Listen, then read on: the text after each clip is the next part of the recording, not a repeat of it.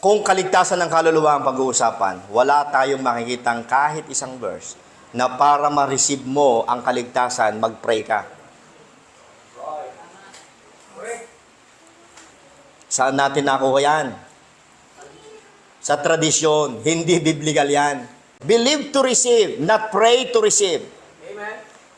The Bible says, John 7:39, but this is spake of the Spirit, which they that believe on Him should what? Receive. For the Holy Ghost was not yet given, because that Jesus was not yet glorified. So malinaw. Ang mga nagbi-believe daw ay dapat tumanggap. So believing to receive. Believe to receive, not pray to receive. Next. Acts 10:43. Ano ba nangyari kay Cornelius at sa kanyang mga kasama? Nag-pray ba sila para ma-receive nila? To him give all the prophets witness that through his name whosoever believeth him shall what? Receive remission of sins. Anong gagawin natin sa mga verses na yan? Para daw ma-receive mo, ay kinakailangan mong mag-believe. Acts 19:2. He said unto them, have ye received the Holy Ghost since ye believe? Anong assumption ng Bible? Nakikinig pa po ba kayo? Ang assumption ng Bible, pag nag-believe ka, automatically, marireceive mo. Hindi mo kailangang magmakaawa para ma-receive. Pag mag-believe ka, pusang ibibigay ng Diyos. Itong kampo ni Anton Ramirez ay hindi naniniwala sa sinner's prayer. Kaya wala po siyang ibang pinapatamaan dito, kundi tayong naniniwalang ang sinner's prayer ay isang malaking parte sa ating pagtanggap at pagsampalataya sa Panginoong Hesukristo. Dahil nung narinig natin ang Ebanghelyo, nagkaroon tayo ng pagkilala sa ating sarili na tayo ay makasalanan sa harapan ng Diyos. Kaya sa ating pagtanggap at pagsampalataya, doon po pumasok ang ating pagpapakumbaba sa harapan ng Diyos, na nakilala natin ang ating sarili na isang makasalanan at ang Diyos ang banal at walang anumang makapagliligtas sa atin, hindi ang ating sariling magawa, kundi yung nagawa ng Panginoong Hesukristo para sa atin. At sumampalataya tayo na si Kristo lamang ang makapagliligtas sa atin. Kaya ang sinner's prayer ay isang pagpakumbaba na isang makasalanan sa harapan ng Diyos. Kaya nga po ganito ang nilalaman ng sinner's prayer.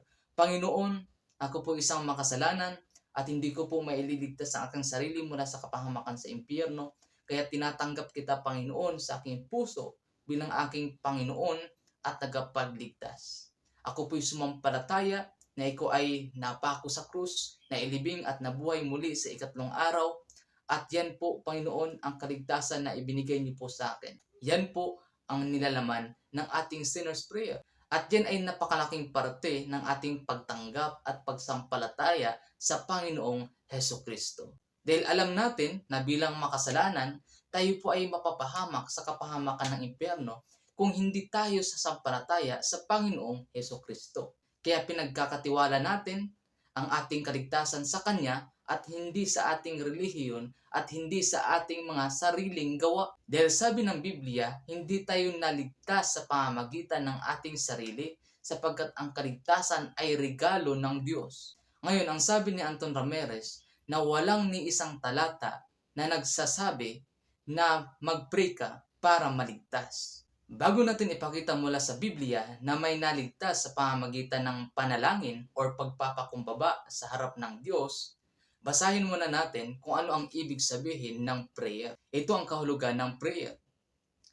A solemn request for help or expression of thanks addressed to God or object of worship. Now, ang prayer ay may synonym na supplication. Ano naman ang ibig sabihin nitong supplication? The action of asking or begging for something earnestly or humbly.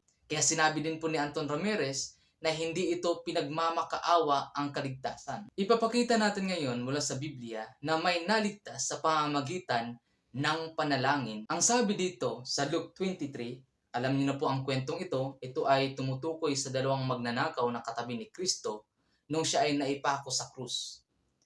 Ang isang magnanakaw ay pinagtawanan ang Panginoong Hesukristo Pero ang isang magnanakaw ay nakilala niya ang kanyang sarili bilang makasalanan at si Kristo ay walang anumang nagawang kasalanan. Ito po ang ating mababasa sa Luke 23 verse 39 to 43. Basahin natin dito. And one of the malefactors which were hung railed on him, saying, If thou be Christ, save thyself and us. So makikita natin dito na ang isang magnanakaw ay kinukutya pa ang Panginoong Hesukristo na kung siya nga ang tagapagligtas or anointed one to save, iligtas niya ang kanyang sarili, bumaba siya mula sa krus, at pati sila iligtas mula sa parusang kanilang dinadanas. Pero ang isang magnanakaw naman, ang sabi dito sa verse 40, but the other answering rebuked him. Nirebuke ng isang magnanakaw ang isang magnanakaw pa, saying, Does not thou fear God, seeing thou art in the same condemnation? And we indeed justly, tinanggap nila kung anong kaparusahan nararapat para sa kanila sapagkat sila ay magnanakaw. And we indeed justly, for we receive the due reward of our deeds. But this man, si Kristo, hath done nothing amiss.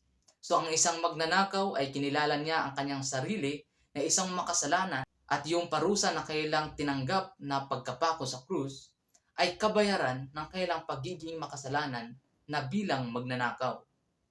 Pero si Kristo ay walang anumang nagawang kasalanan ayon sa kanya. Dito sa verse 42, ang sabi ng isang magnanakaw sa Panginoong Hesukristo, Lord, remember me when thou comest into thy kingdom. Makikita natin dito ang request ng isang makasalanan sa Panginoong Hesukristo. At anong sabi natin kanina kung ano ang prayer?